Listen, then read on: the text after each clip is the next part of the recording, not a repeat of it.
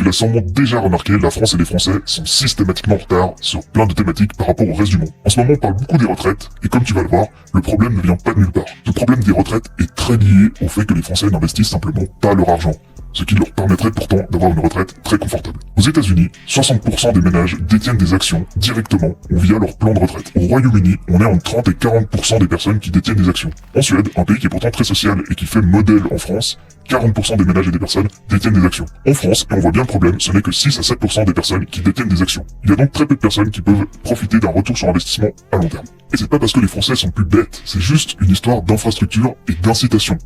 Aux États-Unis, dès ton premier emploi, tu es automatiquement exposé par ton fonds de retraite aux actions et à l'investissement en bourse. C'est la même chose au Royaume-Uni et en Suisse. C'est exactement ce que la France refuse de faire depuis des dizaines et des dizaines d'années. Le constat est donc très simple. Les Français et la France doivent rattraper leur retard et doivent absolument investir aussi en bourse, tout simplement pour générer des retours sur investissement et permettre aux retraités de vivre décemment sans charger trop fortement les personnes qui travaillent, les actifs, qui sont de plus en plus rares. Je n'ai encore entendu aucun bon argument contre la retraite par capitalisation, donc si tu en as, n'hésite pas à le mettre en commentaire. Et si tu as des bons arguments contre la retraite par capitalisation, explique-moi pourquoi la France est un des seuls pays au monde à ne pas franchir le pas.